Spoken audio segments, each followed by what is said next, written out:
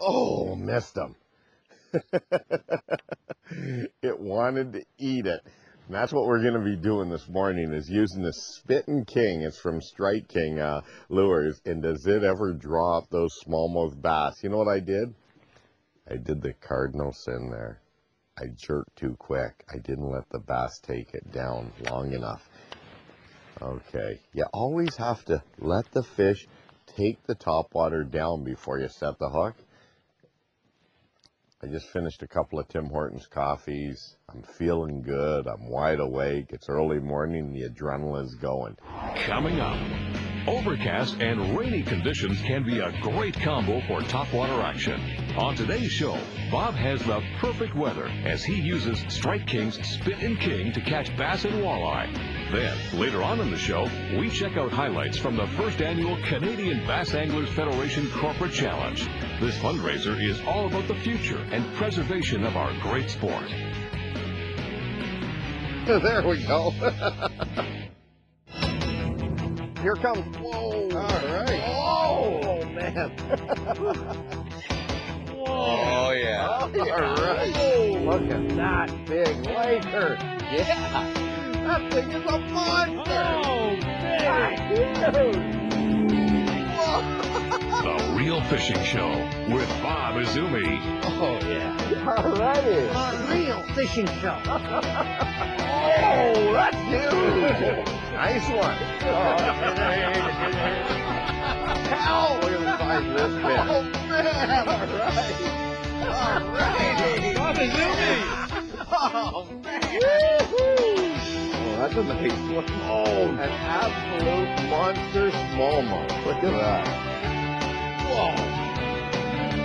Real Fishing is sponsored by Mercury, #1 on the water, and Tim Hortons. Now that's what I call real fishing.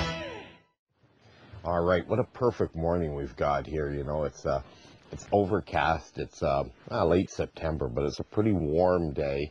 A bit of drizzle and rain happening, so I think the smallmouth should hit a topwater. Should be fun. Just happen to have one rigged up right here.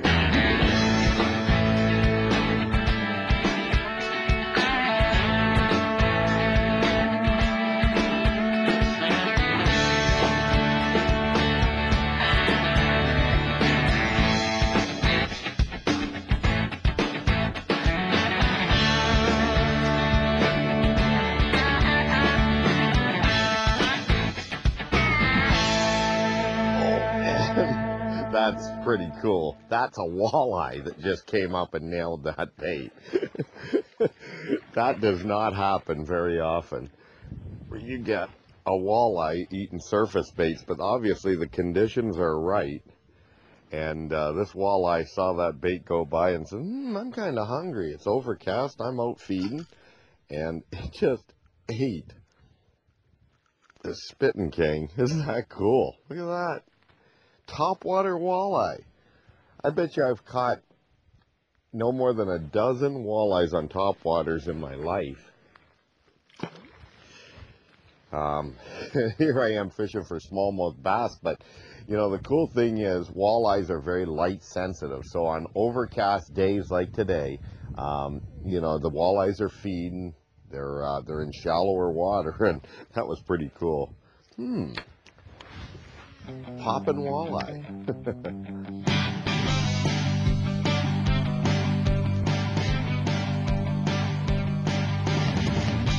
And you'll see what I'm doing with this reel here is this rod reel combination is perfect for topwater lures. I'm using 12-pound Trilene XL line on here. And this is the new 200E7 Shimano Corrado reel. It's a brand new reel. It won Best in Show at the ICAST event down in Las Vegas in the reel category. And what I've got it rigged here is it's a 7-to-1 retrieve. So I'm casting it out, and I've got a 7-foot Crucial rod here. This is a medium heavy crankbait rod, very soft action. It's a graphite rod, but it's very soft action. And with topwater lures, you don't want a super stiff rod. You want a fairly good parabolic bend of the rod. And with this 7-to-1 crawdle, I can pick up a lot of line with it. So I'm just making little pops with the Spittin' King and just creating a little bit of surface attention here, trying to call the fish up. And I can't stress this enough for a lot of you folks that have never used a bait caster. It's still your thumb. And I can cast either right or left-handed with a bait caster. I'll cast right for this one. But when you cast, you want to just basically fire it out and use your thumb, lightly feathering the spool as it's going out. And that way you won't get those dreaded backlashes. And I mean, I love my bait cast reels. I use them probably 50% of all the fishing that I do. And this new 200 E7 is a real slick outfit for this.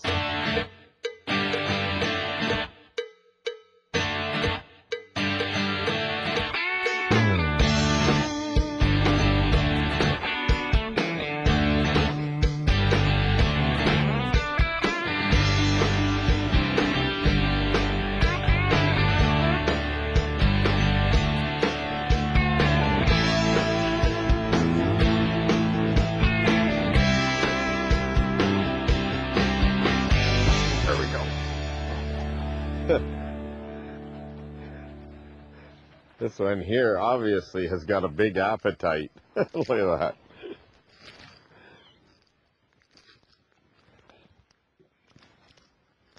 This little smallmouth has definitely got a big appetite. Got a little black lip there. Now I can hold this as close to the camera or as far away from the camera, but it is small. See you later, little guy. When we return, the weather gets worse, but the fishing gets better. Thanks for coming out and playing. Closed captioning is brought to you by BoaterExam.com.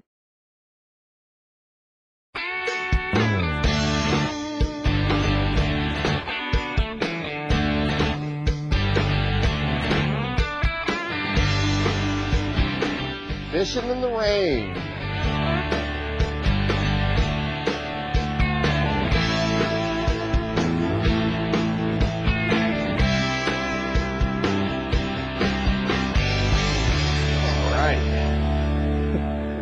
Oh, nice smallmouth.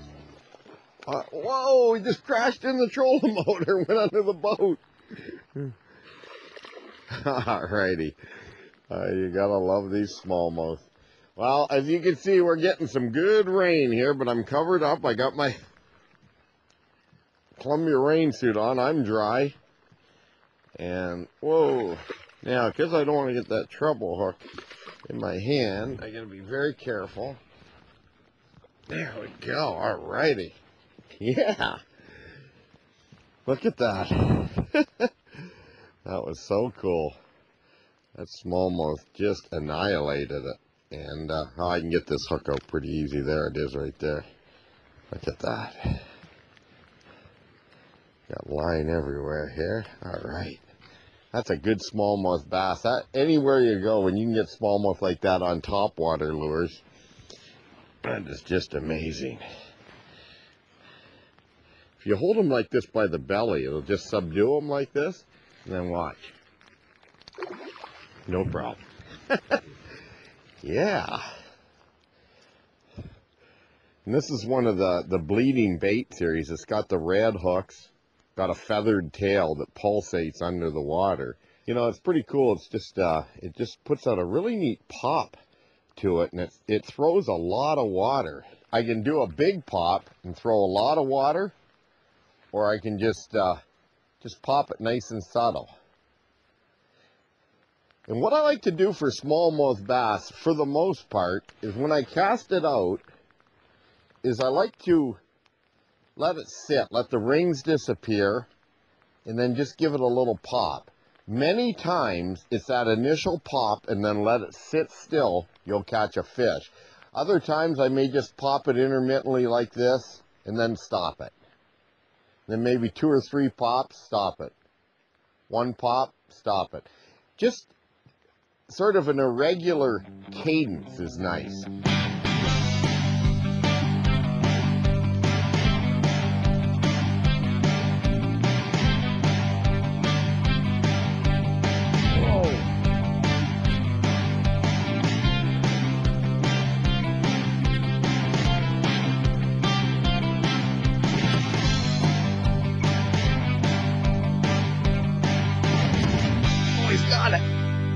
man, that was so cool. Whoa, not that big, but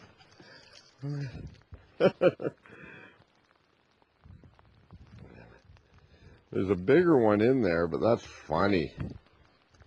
That fish, absolutely.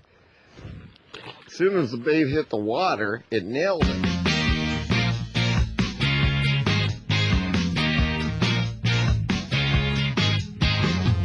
Oh. Whoa. Whoa, that's a good one there. Yeah, all righty. Yeah. Yeah. That smallmouth just sucked it under like an hors d'oeuvre. Oh, baby. Where are you? All righty. It just ate it. You can see I'm in 8 feet of water here in the Lawrence, but where I'm casting up in this little corner, it's probably, probably about 3 feet deep where that fish hit. Oh, yeah. Alrighty. That's exactly the type of fish that you can expect to catch on a topwater lure like this Spittin' King. It's a bait that will call these fish up. And on a good overcast day, in fact, we even got the rain happening today, you know, you can catch these big old smallmouth bass like that. Alrighty. Thanks for coming out and playing. Ah, hey, that water temperature is warmer than the air temperature.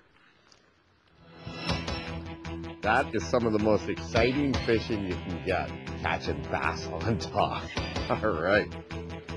Don't go anywhere, because we've got more rainy topwater action after this. All righty.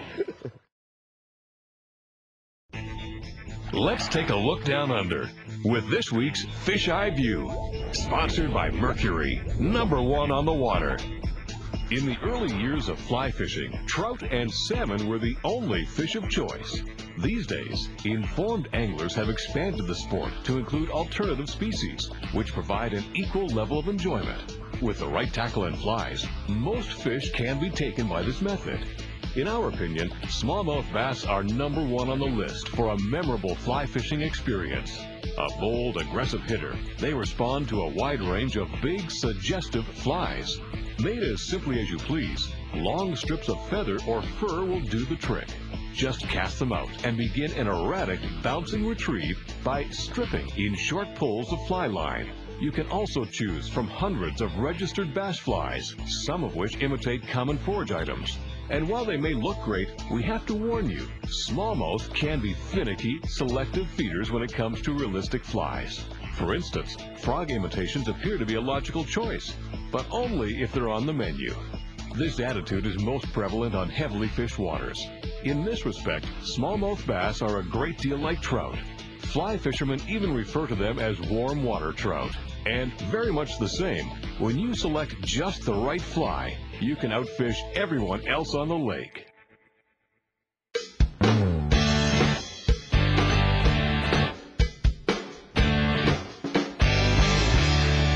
Man, I wasn't paying attention and one hammered it just now.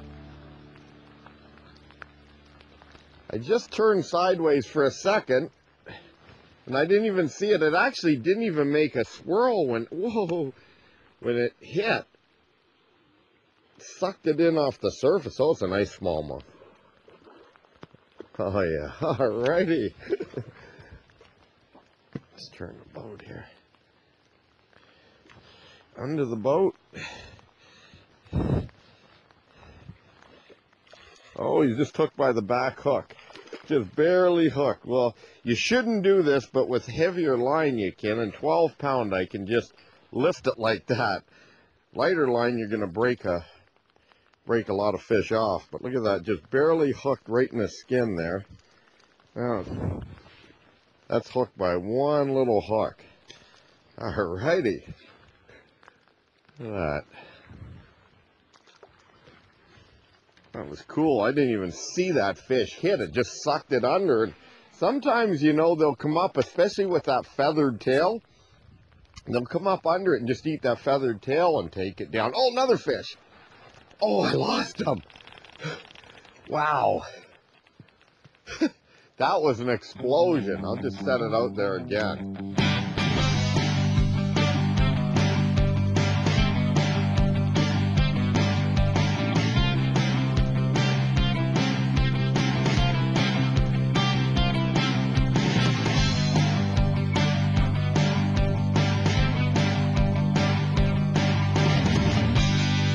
Uh-oh.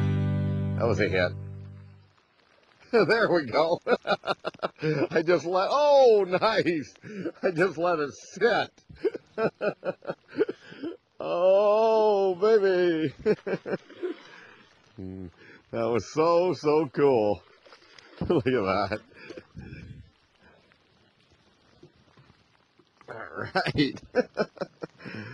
That fish just nailed it. Yeah, that fish couldn't stand it anymore. It wanted the bait. There we go. It just wanted the bait so bad. Look at that. Alrighty. Oh, that is too cool. Right on the edge. Stay tuned as we check out highlights from the CBAF Corporate Challenge. This tip of the week is sponsored by Coleman. Okay, here we are. We're in the St. Lawrence Seaway. In fact, we're near lock number 1 on the Welland Canal, and I'm here with Ben Nolette. Ben, what happens when you get too close to, say, a commercial freighter like this? Well, as you can see by their size, it's important that at least one person be on the lookout for those vessels and never cross in front of them. These vessels, as you can see, don't make a lot of noise, and a moment of inattention on your part could bring you much closer than what you would want to be. These vessels are gigantic, and they can flip your craft over at any time. Okay, so what you're saying is that really don't get close to them because they can't stop, I guess, Absolutely. near as quick as we can in the smaller boat. Their momentum is non-negotiable, and as well, if you're practicing nautical sports, for example, we insist that these sports be practiced outside of the canals because if people fall in the water, they're in dangerous situations. They can't get out quickly. And last but not least, if you have night transit, always have your navigational lights working and lit during your night transits. Well, thank you very much, Ben. I appreciate it. And No folks, problem. I can't stress it enough. Play it safe when you're on the water, and don't forget to get your Pleasure Craft Operator card. Hey, it's the law. Fishing Forever is a not-for-profit organization, and we raise funds and put them back to the fisheries. Today we had a fun day. We had a bass tournament that was a 2-man corporate team fishing with a pro angler here in Ontario. It was a little lumpy on Lake Erie this morning, so we decided to fish here on the Niagara River. It was a 3 bass limit per team. That's 2 corporates plus 1 pro angler. Let's say the 16 teams that entered had a lot of fun. Let's have a look.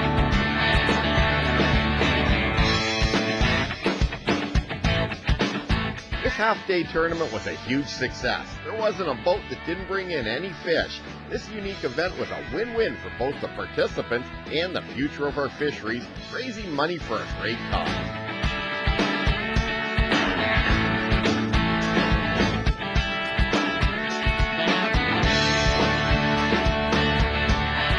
Later during the year at the Fishing Forever dinner and auction, the CBAF presented a check to Fishing Forever for $10,000 to help preserve our fisheries. What an awesome contribution. Well, I'll tell you, it was a huge success today. Everybody had a lot of fun. Weather was beautiful, and we didn't get bumped around out on Lake Erie, although I think the fishing would have been a little easier out there if we went on the big water. You know, special thanks to the CBAF for all of their help. You know, it's a number of bass clubs that are members of the Canadian Bass Anglers Federation, and they help put this event on. And special thanks to all of those folks that helped out. And what can I say? It was a lot of fun. Next year, you might want to get involved in this. Hey, it raises money for the fisheries. What can I say? It's a great deal. Oh, there we go. Oh, man. Uh-oh, he's skiing in now. Must have him hooked kind of funny. No, I know why. It's a walleye. Wow. Look at that. Another topwater walleye. I mean, I caught one when I first started out, and now this one. Tell me, that's pretty cool. Look at it. Look at those teeth. Look at these teeth there. One to eat that little little bait there. Wow. That's a nice walleye right there. And see you later, buddy. That is pretty cool. Topwater walleyes. Topwater walleyes, topwater smallmouth. The conditions are perfect. What more can you ask for? Folks, if you like visual fishing, which to me is the most exciting fishing you can ever do, get yourself a handful of these Strike King, Spittin' King, popper type baits. They've got rattles in them. This one's got the red bleeding hooks. They also have the standard models. And I'll tell you what, you can load the boat. Woo! Topwater fishing can be a real adrenaline rush. Seeing the hits on the surface can be as good as it gets. Definitely one of my favorite ways to catch bass, and I guess in this case, walleye too. If you're interested in participating in the CBAF Corporate Challenge, you can inquire through www.cbaf.ca. Hey, we'll see you next time right here for some more real fishing. Oh, he's got it! Yeah, all right! This is a big fish. That is a fish of a lifetime. Well, that is just amazing. Look at that thing. Oh, yeah. Wow. That was too cool. Oh, man, what a fish. Look at that.